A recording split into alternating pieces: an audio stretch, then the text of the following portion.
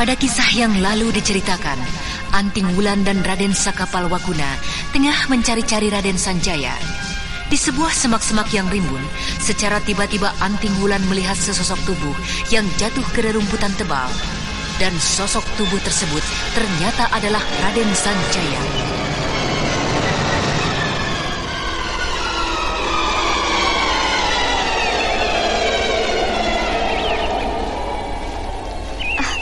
Adik Sanjaya, Adik Sanjaya.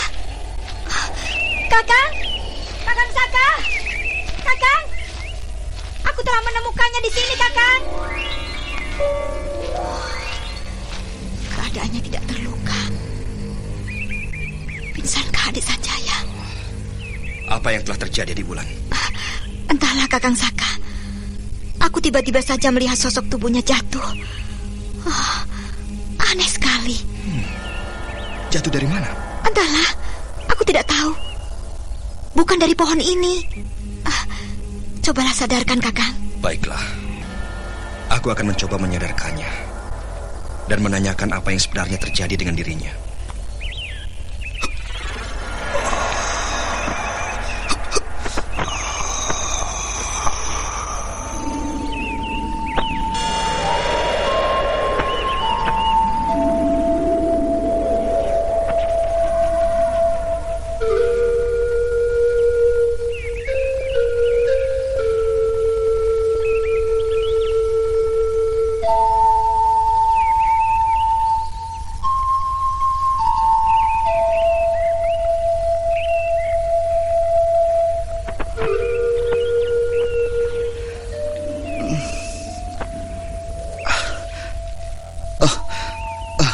Kalian?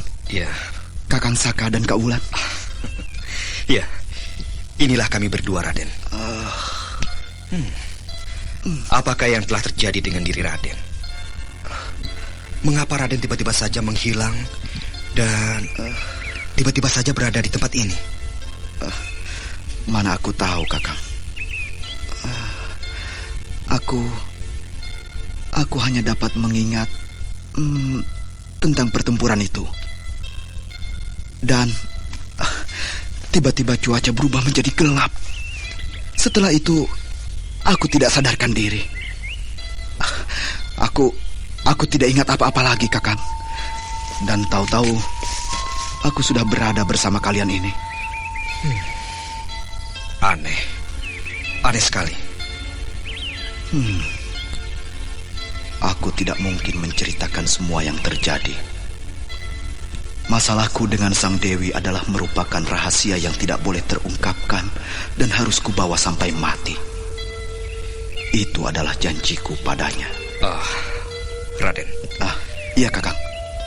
Tapi apakah semua ini bukanlah perbuatan dari Raden Purbaya? Aku tidak tahu. Aku tidak mengerti, Kakang. Tapi kukira entahlah. Aku tidak tahu. Jika begitu, bukan tidak mungkin.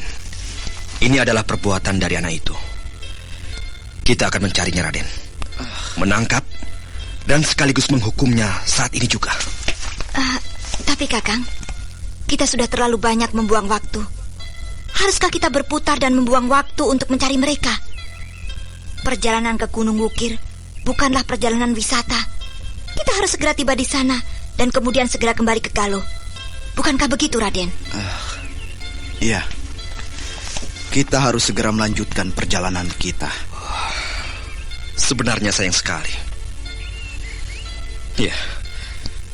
Tapi kepentingan Raden ke Gunung Wukir memang jauh lebih utama.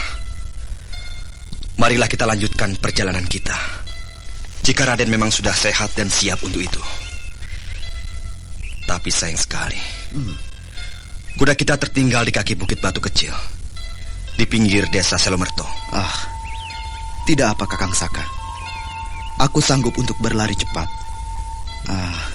Marilah, kita akan mencari kuda kita itu. Selomerto tidak terlalu jauh. Kak Wulan, kuda Musi Tunggul adalah kuda pilihan yang tak dapat ditinggal begitu saja.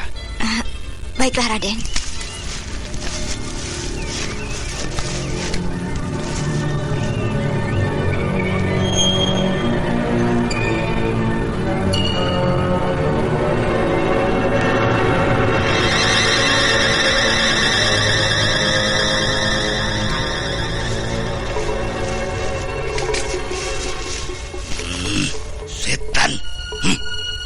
pengecut. Sanjaya pengecut. Mengapa dia tidak mencari saja Raden Purbaya dan Cempaka? Bukankah dia akan dapat menemukannya jika saja mau mencarinya? Iya, mereka akan dapat menemukannya. Tapi sudahlah, tenanglah tuanku. Sementara ini biarlah keduanya menempa diri. Kita kelak akan mencari jalan untuk membimbing mereka agar bertemu kembali dengan Sanjaya. Atau sebaliknya, kita akan membimbing Sanjaya agar bertemu dengan Purbaya. Iya, baik. Baiklah, Mista. Tapi ingatlah dengan 2 orang perampok yang diusir oleh Raden Purbaya, Ki Garung dan Rangkis. Aku khawatir dia akan menimbulkan kesulitan pada kedua orang yang tengah menyembuhkan luka mereka. Iya, jika demikian, memang kita harus bertindak. Kita akan menjaga kedua anak muda itu dari gangguan orang-orang gila yang kelaparan itu. Iya, ayolah kita menjaga mereka sebelum mereka tiba dan mengganggu mereka. Baik, tuanku. Mari.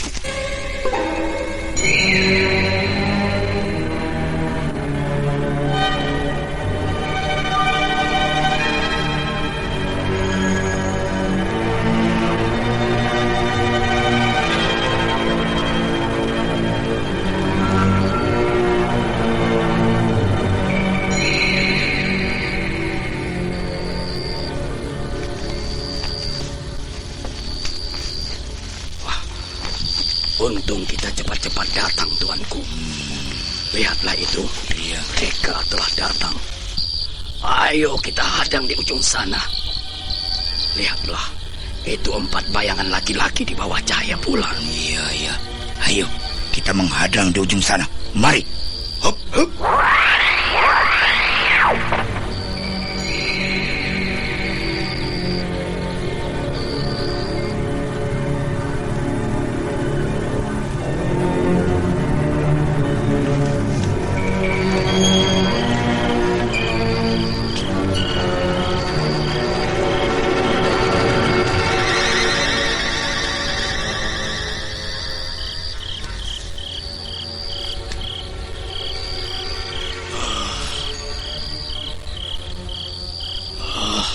Sudah sejak sore kau mengajak aku berputar-putar, Rangkis.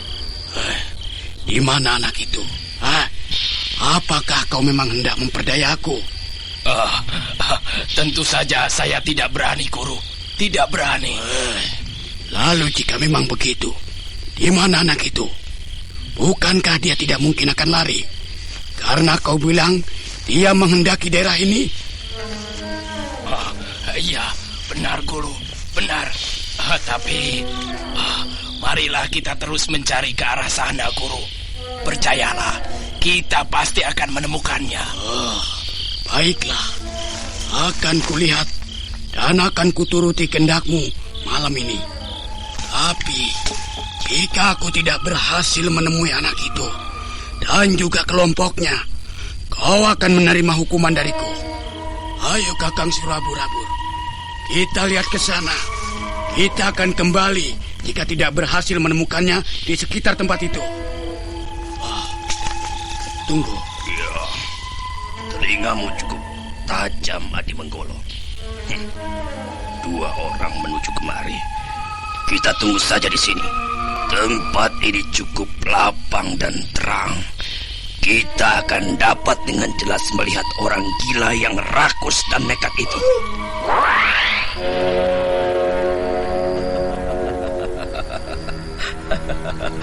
Bagus. Bagus. Telinga kalian cukup tajam. Jadi kini kalian datang untuk mencari kelompok kami. Pergilah cepat, sebelum kami membuat kalian merangkak seperti halnya 2 orang murid kalian itu. Orang inikah yang telah menjatuhkanmu, Rangkis? Bukan, Guru, bukan. Tapi agaknya mungkin mereka adalah kelompoknya, Guru.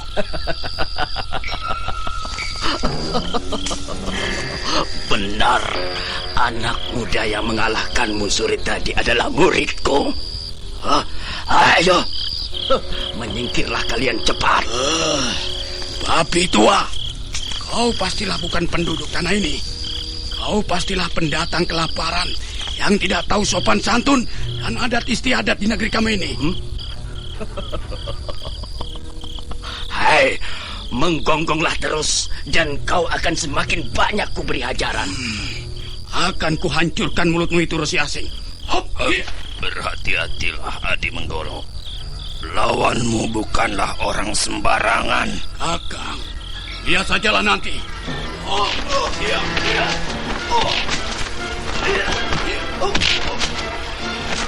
Janganlah menghindar, Resi Asing. Hadapilah seranganku ini. Ki Menggolo yang merupakan guru dari Kirangkis, perampok yang telah dikalahkan dan diusir Raden Purbaya, memutar tangannya bagaikan baling-baling dan kemudian menerjang Resi Amista. Pukulannya yang bagaikan bunga api bertebaran ke segala arah. Resi Amista sejenak tak dapat menguasai diri. Akan tetapi beberapa saat kemudian, setelah ia menyadari kemampuan lawannya yang tidak dapat dibuat main-main, ia mampu bertahan dan kemudian perlahan-lahan mendesaknya dengan jurus-jurus andalannya.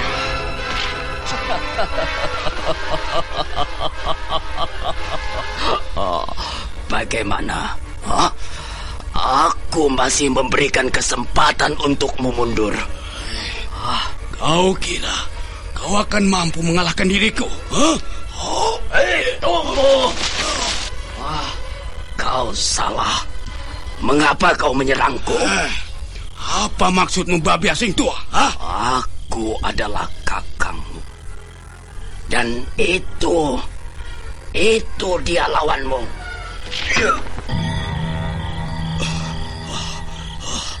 Benarkah pandanganku? Aku telah salah tobrok. Maafkan aku, Kakang Surabur-abur.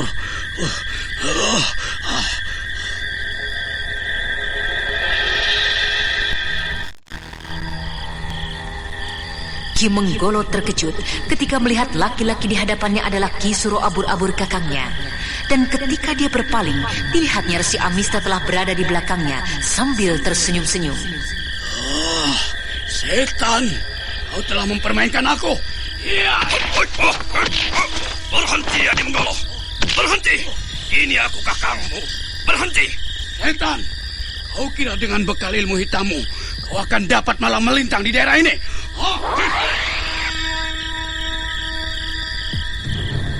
Menyadari menghadapi lawan yang tidak dapat dibuat main-main, Ki Suro Abur-abur melompat mundur sambil menarik ikat pinggangnya. Setelah kedua kakinya menjejak tanah dan Ki Menggolo adiknya belum lagi sempat menubruknya, Ki Suro Abur-abur menjejak tanah keras-keras.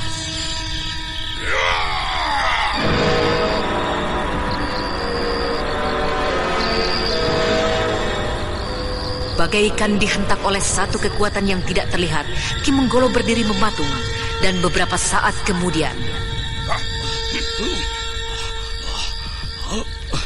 Apa yang telah terjadi, Kakang? Kita menghadapi lawan yang kuat, Adi Menggolo. Kau telah dikendalikan oleh kekuatan hitam Resi Asing itu untuk menyerang aku. Abi tua licik, ucincang kau. Adi Menggolo, mundur kau. Biar aku yang menghadapi Resi Asing itu. Tidak aku sangka di tempat sunyi ini aku akan melihat dan menemukan orang yang mampu membuyarkan kekuatan gaibku. Iya, hebat sekali kau Kisana. Siapakah kau ini? Perkenankan, aku adalah Resi Amista. Aku Surabur-abur. Dan siapakah itu kawan yang di sampingmu? Amista, aku tidak suka dengan percakapan dan perbincangan yang ramai ini. Usirlah mereka segera dari tempat ini, cepat. Baiklah tuanku. Maafkan, Kisana. Aku tidak bisa memperkenalkan kawanku ini. Dan seperti yang kau dengar, pergilah kalian dari tempat ini. Beruntung juga aku turun dari pertapaanku. Hingga aku dapat bertemu dengan orang-orang seperti ini, Menggolo. Menyingkirlah. Dan kau saksikanlah pertarunganku menghadapi 2 orang rakus yang mencari mati masuk ke daerahmu ini.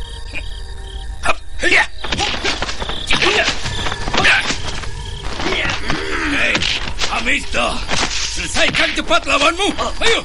Baik, tuanku.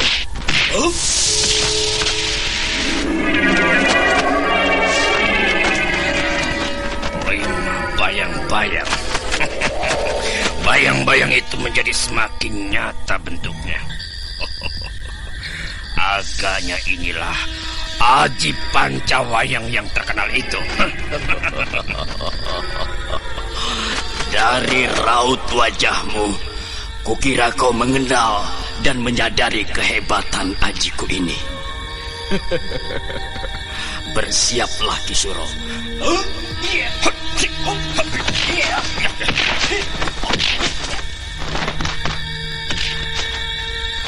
Resi Amista yang ingin mempercepat penyelesaian pertempuran menyerang Kisuro Abur-Abur dengan aji 5 bayang-bayangnya. Dan beberapa saat saja tubuh Kisuro Abur-Abur terlempar oleh pukulan-pukulan beberapa bentuk dari Resi Amista. Tubuhnya melayang dan kemudian jatuh tepat pada pokok kayu yang runcing.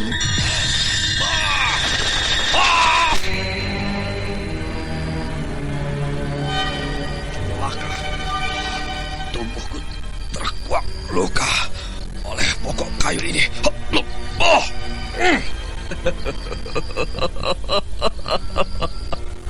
Kisuro, agaknya bukan hanya kami yang tidak menyukaimu di daerah ini. Alam pun tidak menyukaimu. Ayo, merangkaklah kau. Tinggalkanlah daerah ini. Kau kira kau sudah berhasil mengalahkan aku, Resi Asing? Lihat ini.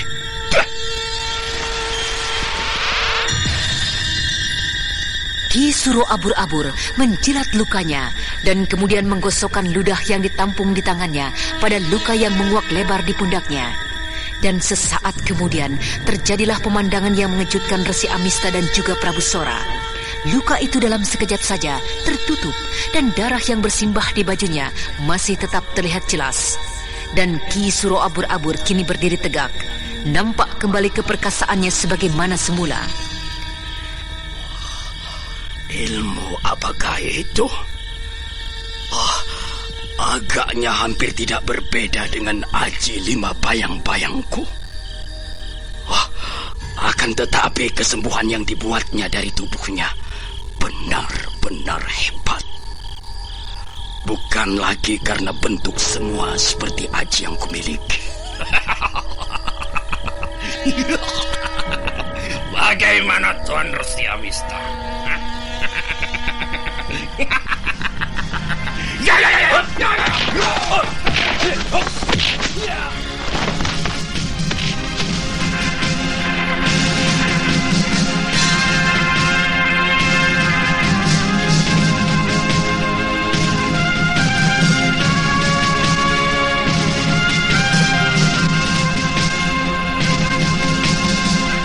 Kisuro Abur-Abur yang kembali nampak perkasa menyerang Resi Amista dengan pukulan-pukulan yang menderu hebat dan sesekali melempar bentuk semua Resi Amista.